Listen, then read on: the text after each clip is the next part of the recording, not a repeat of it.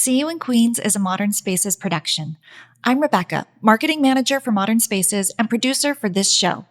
Eric Benaim, co-founder and president of Modern Spaces, is the podcast host.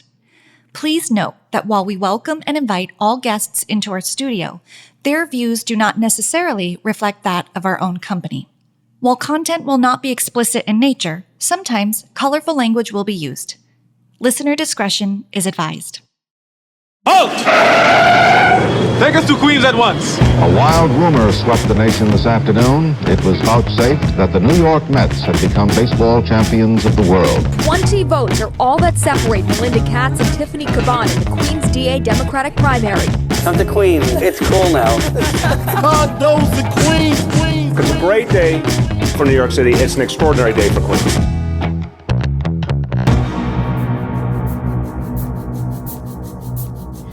Welcome to another episode of See You in Queens, a podcast by Modern Spaces. We're really excited to welcome Assemblywoman Cathy Nolan to the podcast today. Host Eric Benaim and Assemblywoman Nolan have a great conversation, and she really helps define what it is an assembly person does in New York City, how it works together with the state and federal government. So city residents really will learn a lot from this episode, and also the two of them have some great ideas around how to solve some of the really pressing issues in our borough, like homelessness. So I have a feeling there will be a part 2 to this conversation. But for now, please enjoy this wonderful conversation between Eric Benaim and Assemblywoman Cathy Nolan, who represents the 37th District in Queens. See you in Queens. Hey everybody, thank you for joining us at See You in Queens. And today's guest is Queens iconic politician, Assemblywoman Cathy Nolan. Very excited to have her here. Thank you, Cathy, for being our guest. Thank you. Thank you very much for having me. You know, I'm happy to be back in the office and happy to be able to keep serving people and representing our community, and look forward to talking today. And I was just saying it's important to use all these technologies to reach people. So ask away. Glad to be here. And thank you for doing it. Thank you. Thank you again. So Cathy has been fighting for Queens for how many years now? Well, you know, I've been doing it for a long time. It's over 30 years that I've represented Western Queens in the Assembly. And, you know, since I was really a very young woman, was very active in my church and my community, my school, my family. And, you know, just one thing led to another. And I've been here ever since. And I did want to show when I first got elected, a lot of women became involved in politics, never got a chance to serve a long time. They got elected at an older age and they only served briefly. And legislatures are run on seniority. So I think it was important that myself and a number of other women, Assemblywoman Helene Weinstein from Brooklyn and others, like we sort of toughed it out. We stuck it out. It wasn't easy, but we did. And, you know, we accrued some seniority and we put that to work for the community. All right. So what's your district exactly? Can you explain to me? There are 150 assembly districts in New York State. There are about 62 of them in the city of New York. Each assembly district and nationwide assembly districts, or state house districts, as they're sometimes called in other states, are sort of usually the basic building block of political structure for all parties and throughout our country. So there are 150 assembly seats. There are 62 in the city. And they all have about 135,000 people. That's determined by the census. Now, for many years in the early 20th century and the late 19th century, they expanded seats and they did all kinds of things. But it's been 150 for a very long time, and I don't anticipate that changing. So I'm one of 150. Wow. And what's your district? You represent Long Island City? You 37th district. The 37th district includes Sunnyside, Ridgewood, Long Island City, and then right up the East River, including Queensbridge, Ravenswood, and Astoria houses. Oh, wow. Very nice. And so can you explain to me, because I've only myself really gotten into politics over the last probably 3 years or so. Explain to me exactly. So I know what the council does. I know what the mayor does. I know what the Senate does. What does the assembly do? You know, it's such a good question, Eric. And I appreciate, you know, on one level, everyone needs to be involved in politics because we do spend your tax dollars, right? So all business people should focus on it, and people, tenants and landlords, everyone should be involved. But sometimes it does seem like the political structure, we make it hard for people to understand. And I don't want that. I like it to be clear and easily understood. So we have 3 branches of government: federal, state, and city. Part of that goes to the tradition of checks and balances, and local government versus the 50 states and then national government, right? So there's three branches. The federal is the whole country, the state is one of 50, and then what they call local government would be either living in New York City, or if people lived in the suburbs, they would be part of the town of Oyster Bay or the village of Hempstead or something like that. And each of those play different roles, but all local governments are actually creatures of the state. They get a charter from the state of New York that allows them to exist as cities or towns or villages. So the state government is actually a very important level. But in New York City, because the city's kind of a loud voice, sometimes it gets overlooked, state government in the city. There are 62 of us. And then when I talk about checks and balances, there's also executives, right? President, governor, mayor. And then there's the second branch, legislatures, which would be the House of Representatives and the Senate in Congress. That's what Chuck Schumer and others do, Carolyn Maloney, for example. And then the state level would be myself, and most of Western Queens is Senator Mike Gianaris, also Senator Joe Adabo. And then at the city level would be the council and the mayor. So that's kind of the setup. State government has some specific responsibilities. We can talk about that in a minute, but that's the basic structure. I see. And so what are the responsibilities that you and state government have? So we are the people that run, well, there are many agencies that we help run, but some of the most basic are things like the criminal justice system, which gets into the third branch of government, which would be the judiciary. So the courts all come from the state. There are local courts, but the bulk of, say, state Supreme Court justices, Court of Appeals, things like that come from the state. We also are responsible for the state park system, which in our district includes a beautiful park along the waterfront, Hunters Point State Park. The state is responsible, when I said criminal justice, and the courts is also the prisons. So in our district, for example, we have a parole violators facility, and other state correction, they call it docks, corrections, separate from any jail on Rikers. We have a state prison system. Something that affects people's lives, maybe more immediate, it would be the transit system. So all the authorities, public authorities and things like that, all that comes from the state. So the MTA is a creature of the state. And I myself served for many years as the Capital Program Review Board, as the legislative representative to the entity that oversees some of what the MTA does. And it was a great opportunity to learn. And many of you would remember Ira Greenberg, who worked with me for many years as my counsel. Ira went on to become a citizen member of the MTA board, and is now active in other things. But, we've always tried to be a voice on improving subway and bus service here in the district. And that's probably the state function that most people would be aware of. We also do a lot of regulation of housing. We issue bonds. We approve things that the city can do. For example, the city wants to do more borrowing. That would come from the state. And many other things involving the health system, for example. A lot of money goes to the health system that comes from your state tax dollars. And of course, I didn't even mention it, education, which I chaired for many years. A lot of state tax dollars are put into education. So our schools are funded, both public and parochial, by the way. Private schools do receive some state funding that's legit under our state constitutional system. It's $400 million at least goes out to parochial and private schools. But the bulk of the money, billions and billions, go to the public schools. And that includes, in addition to K through 12, our SUNY and CUNY college system, which are also very much under control of the state. So you can see it's a very interesting area. I didn't mention mental health. That's another issue I should have mentioned, that's very much run by the state, both community-based programs and then, of course, the care and custody of not only the mentally ill, but people with developmental disabilities and other things like that. It's going to be a big thing now. Oh, there's many. Let me just say, one of the reasons I stayed in the job a long time, and I'm so grateful that people have elected me 19 times, I can't even believe it. One of the few women in state history I can say that, is that it's such an interesting job and there's so many aspects to it. It's very multidisciplinary. Other things, for example, economic development, tax policy, all that comes from the state of New York. And again, in concert with the feds and the city, a lot of this is all three get involved, but some of these areas the state plays a much bigger role than many New York City people realize. Wow. Yeah, I did not realize that. So you recently won your primaries. Congratulations. Thank you. Yes, very resoundingly, over 1,500 votes. Yes, very excited. Congratulations. And is there a Republican candidate you're running against, or is it? Well, much to my surprise, in the past, we do have a two-party system here in Queens. We have a vibrant Republican Party, and but this year, for whatever reason, they didn't put a candidate up. I don't know if it was the pandemic or not. Usually I do have one, but not this time. So congratulations on winning the election. Thank you. Thank you. So What are some of the things you've championed for over the last, I guess, 20 or 30 years that you're really proud of? Well, one of the things I feel very good about is the money that I've helped advocate for the buses and subways. And so, for example, the 7 line in Sunnyside, part of my district, had major renovations that kept it safe. There was crumbling of the concrete structure. That took years to achieve that.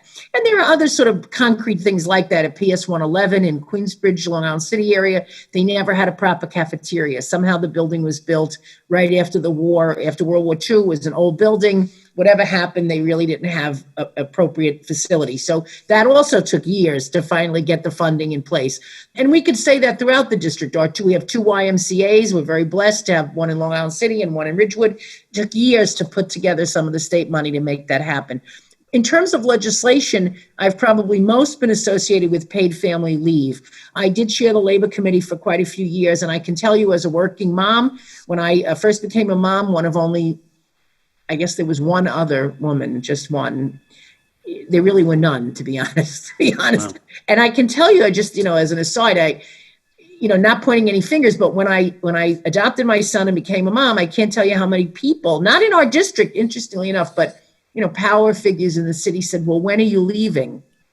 Well, what do you mean, when am I leaving? Does anybody ask a dad when he's leaving? I don't know. So, my son is 22 now, but things haven't really changed as much as you might think. And that really wasn't that long ago. So I think, hopefully managed to juggle. I always say I managed badly, but managed to juggle being both a mom and a member of the legislature. But I was involved in paid family leave even before I became a mom, but certainly that highlighted why we need to give people more support. And throughout the developed world, both moms and dads are able to take some leave time to take care of a child when the child is born, to take care of a sick parent. And it's a very affordable, I know business always is concerned about the cost, as it should be. But right now, our state has a very easy mechanism that we can use, the Temporary Disability Fund, which all employees pay into to fund paid family leave. So it was a big victory in 2016 after literally 25 years of advocating and trying to convince colleagues and turn people's hearts and minds that we were able to take a step forward. And then most recently, at the very beginning of the pandemic, working with Governor Cuomo, we were able to expand the definition of paid family leave so that more people could utilize it during the pandemic. I feel really proud and good about that. Very happy about it. Wow. Yeah, very great achievement. Speaking of the pandemic, it's been a crazy 2020. We still have about 3 months left, although it feels like it's probably going to feel like a year until this year is over. What are the challenges have you faced during the whole pandemic? Well, I would like to hear a little bit from you because you're right there on the ground as a business person. I have a wonderful staff and I have wonderful young people working for me, and they've really worked nonstop. And I've made a number of trips to Albany, but have been able to work from home using the same Zoom technology we're using here. And of course, today I'm in our district office. And some of the trips to Albany were a little, tense. The hotel I stay in, for example, is just a Holiday Inn Express.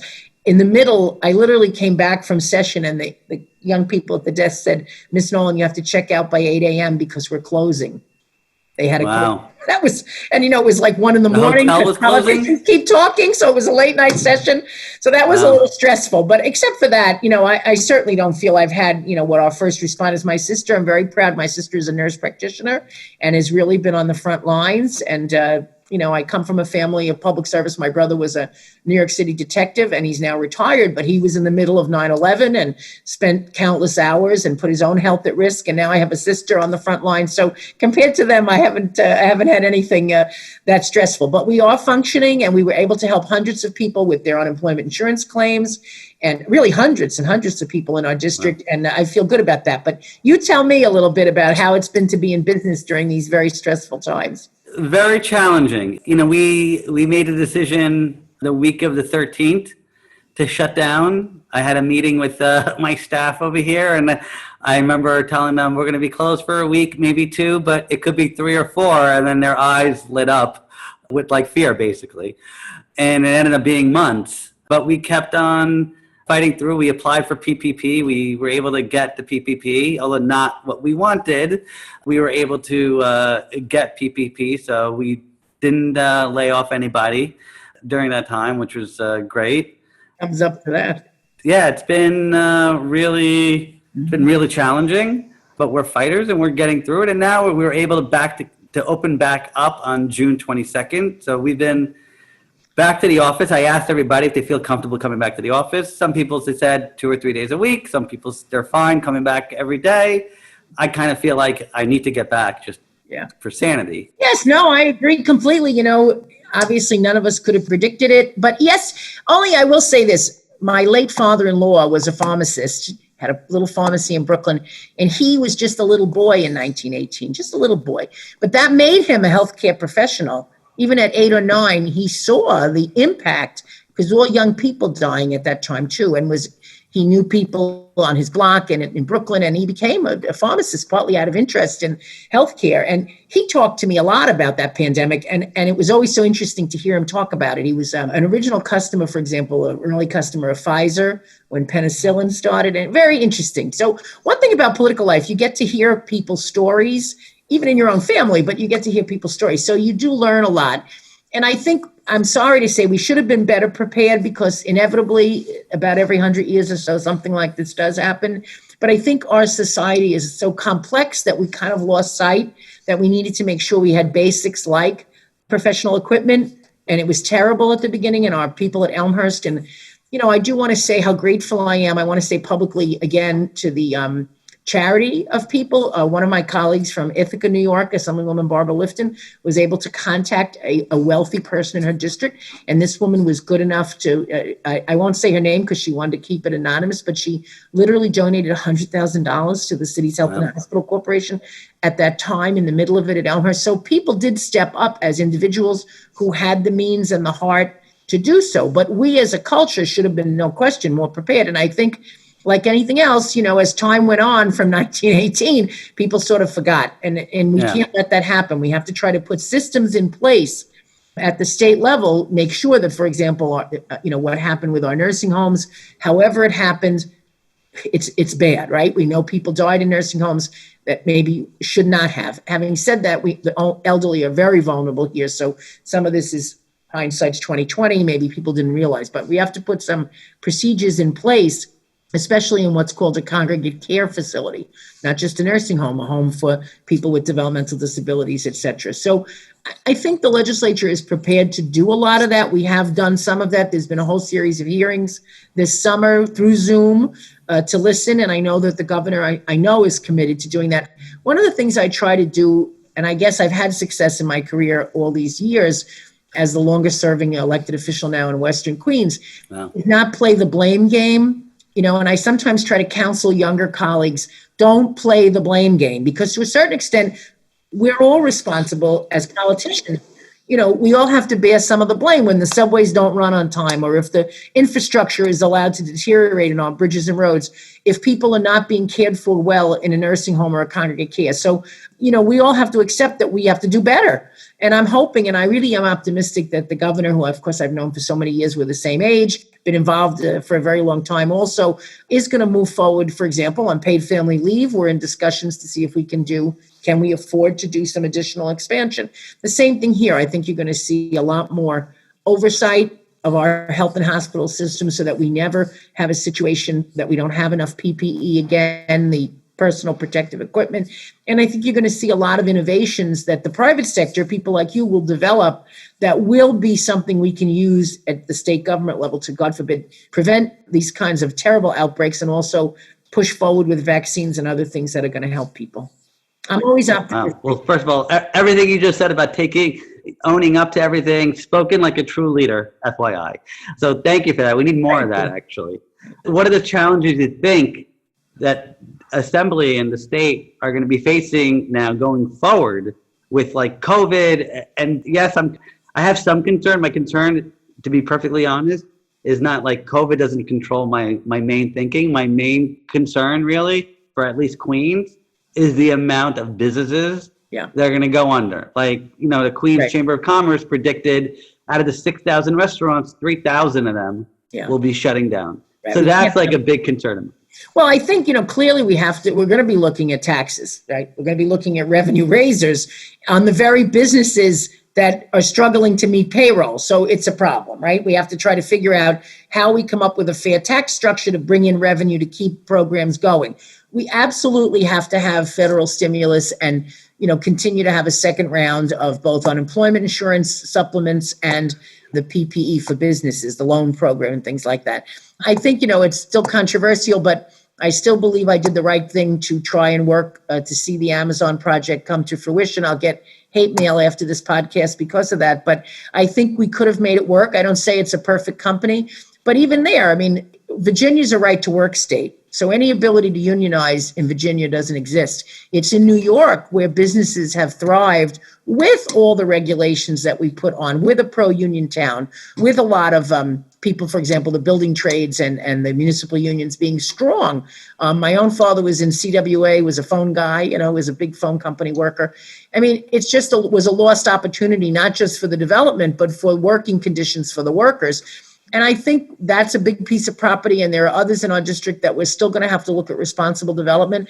I did not support the mayor's effort, by the way, on the Sunnyside Yards. I thought it was not well done and not what we need. And again, if we're going to do more development, we have to make sure we have the infrastructure, both things like sewage and things like that, but also transportation, parks, schools. We can't just keep building and then throw in a small 300-seat school and think that's going to be enough. We don't want these to be dormitories. We want people to live here until they're old, right? So we want them to raise their families in Long Island City. So there's a lot of things we have to do to promote development in a responsible way in our community. And I think I've always tried to do that, bring lots of voices to the table.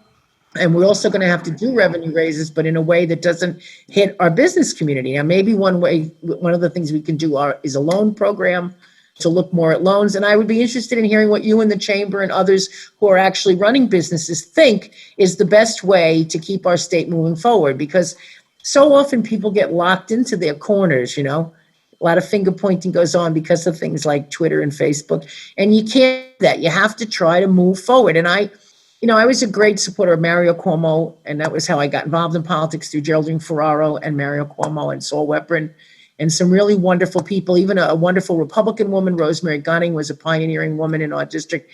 And they were all people, not compromises for the sake of compromising, but the recognition that there's lots of points of view, and we're best served if we can try to put everybody at the table and step forward. Sometimes only incrementally, but it's still a step forward. One of the things that's happening now is we're at sort of a stalemate. Everyone gets to be virtuous, my position, but we're not moving forward. And New York is a great place, and we have to move forward, or we're not going to stay on top, and we want New York to stay on top. So I look forward to hearing from you what you think we should be doing. Is it loans, fair taxes, et cetera? First of all, again, I want to just thank you again for taking your position with Amazon. It wasn't a popular position to take, but as a true leader, you took something and you stood by it, whether it was part of it, people liked it or they didn't like it. You thought you felt it was a good thing for the community. And obviously I've been very vocal about this. I know it was a really great thing for the community, because aside from the 25 to 40,000 jobs and the 10,000 construction union jobs and the $27 billion at the city and $187 billion economic impact it would have had, we probably would have been in a lot better position now than we are. I'd like to let you know about something. I don't know if I ever told you this.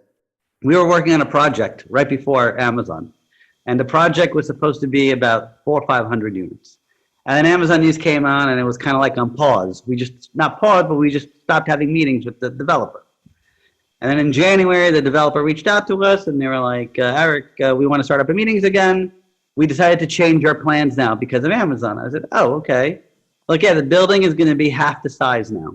I'm like, oh, okay. They're like, yeah, so we're not going to do 400 to 500 units. We're going to do about 250 units. I said, oh. And then they're like, the other half of the building, we're going to make it a hotel. I'm like, oh, that's nice. They're like, we wanted to make it like one of those like workspace type of hotels, like a WeWork kind of thing hotel.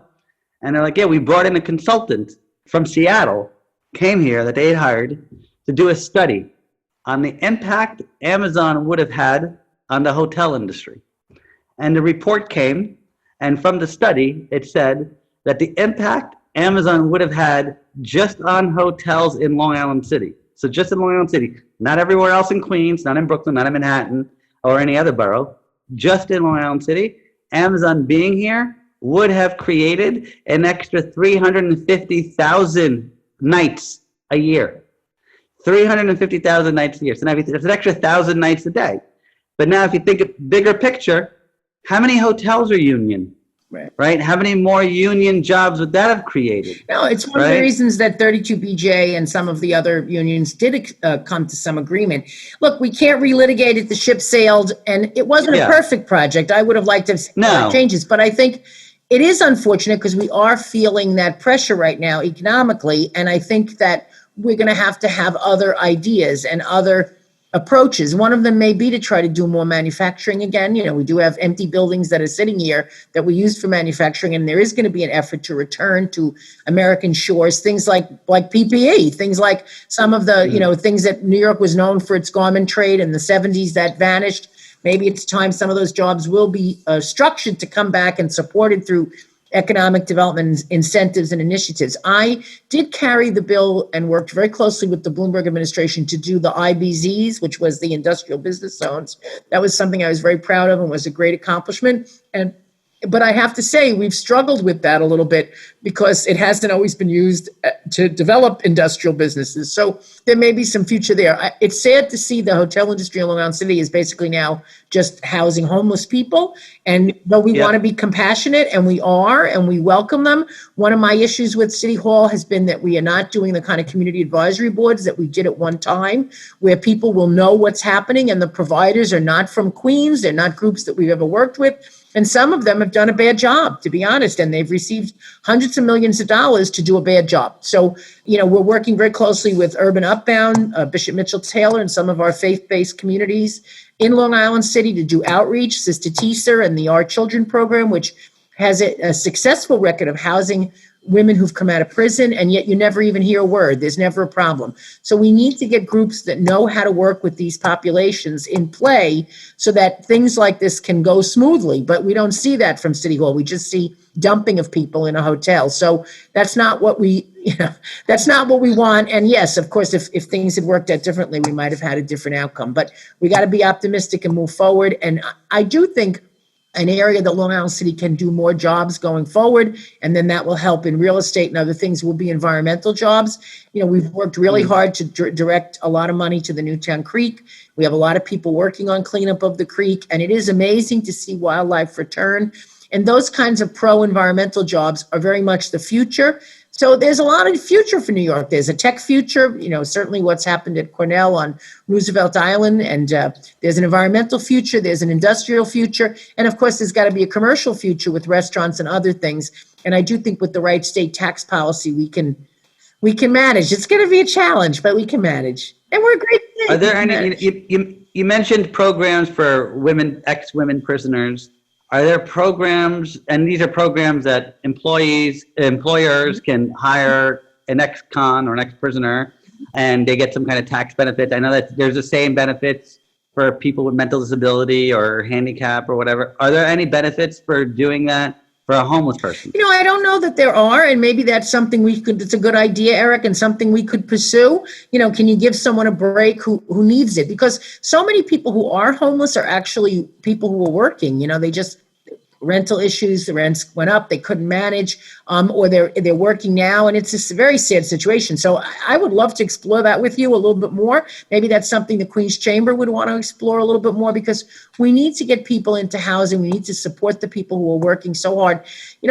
I just had a business contact me. I've known the people for 25 years, 7 day a week, sending their children to fine colleges, just being nickeled and dimed by inspections. And so I totally get where people are coming from, and I want to do what I can to make regulation easier. We always want to get the bad actors, but somehow it seems like the guy who's killing himself is the guy that gets the problem. So we need to have fair approach. We need to keep advocating for Long Island City for sure. And maybe that is something we can pursue with our friends at the Chamber about some kind of an incentive so that a homeless person who's working, who's living in one of these hotels, maybe the employer gets a credit and they get something and we move them forward into housing and permanency. So just for example, I've been talking to a lot of these people in the Upper West Side. You have this huge Upper West Side. Right. Somebody said that the city is spending per homeless person $53,000 a year, right? So you're basically giving a homeless person, I look at it as the homeless person is getting $53,000 a year. But if you think about it, they're actually getting $80,000 a year because you have to pay taxes, right? So a person making $80,000 a year after taxes, they're left with about $53,000 a year. So can't the city do something better with that $53,000 a year? So maybe it's paying portion of a salary to maybe an employer. Employer could probably give, let's say 50, and then they'll pay the other 50, but actually putting that homeless person, not in a hotel, in an actual apartment. You know, I helped a couple of years ago. I'm not going to mention who. I ran into a guy in my office. He used to be my neighbor. And he came to me. He used to live above me. I used to live in Forest Hills. And I saw him. I'm like, hey, how are you? I haven't seen him in 15 years. He said, look, things are not good. He's staying at the home. He's a vet. He's staying at the vet on board. He's like, I'm homeless. I'm like, you're homeless? I'm like, kidding me, right? We lived in the same building, the same co-op. I'm like, what happened? He's like, you know, I'm Haitian. And during the earthquake, I decided to like go and raise money, and I had this idea for a business in Haiti or whatever, and I lost everything. And my wife left me and all these crazy things, right? And he's homeless. I'm like, you're kidding me. And he was trying to like get into like a housing or something. I basically helped him, right? Point him to the right directions. He got housing. He got housing on Christmas. Good for you. On Christmas, he got housing. I'm Jewish. It was a Christmas miracle. I was so happy. This guy, I was cheering the whole office. I was Wonderful. So happy. And the guy, I still talk to him. A few months later, he calls me up. He's like, Eric, I got a job. I feel great now. I have a home. I have an apartment, right? I got a job now. I feel like I'm back into society. Yeah. It made me feel so good, but it also made me understand that if you give somebody an actual home where they feel ownership of it, right? Whether they're renting or they own it, but they feel ownership of it, they have pride in themselves. They're proud to get up every morning. They look in the mirror, they shave or brush their teeth or whatever. They feel good about starting the day. But when they're in a homeless shelter, I spoke about a month ago, I spoke with a homeless guy living in the shelter. I spoke to him for about maybe a half hour, 45 minutes, telling me what's going inside. He's like, it's crazy what's going inside, right? I think we need to give, and there's going to be a lot of homeless people now, a lot. I see it like crazy.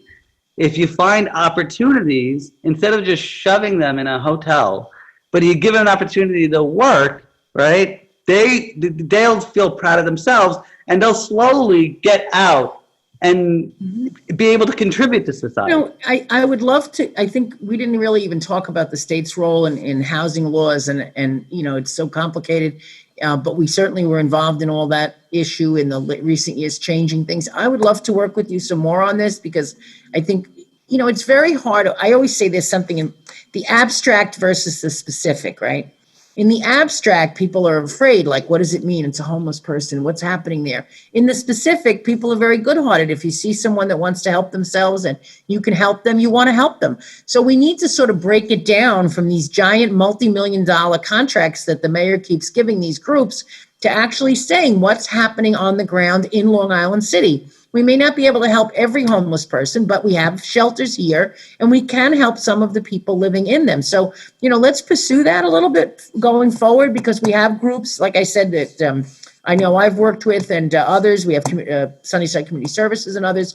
We have a lot of good things happening in our community. So we have to keep it real for Long Island City. That's what being a local assemblywoman is about. And you being a business person, you have a big portfolio, but then you're also in Long Island City. And we have to break these big issues down in a way that lets us help individuals. And that's something we can do together going forward. I have 2 more years left, so I'm looking forward to it.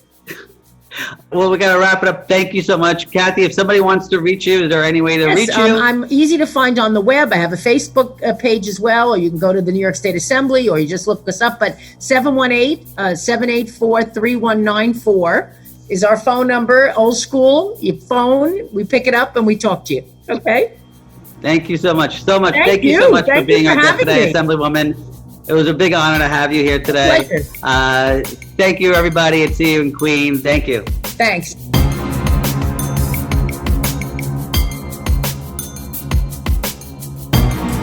Thank you for listening to See You in Queens, a business, real estate, and lifestyle podcast from Modern Spaces. We hope you enjoyed the show. If you did, please subscribe, rate, and review on iTunes or wherever you get your podcasts. See you in Queens.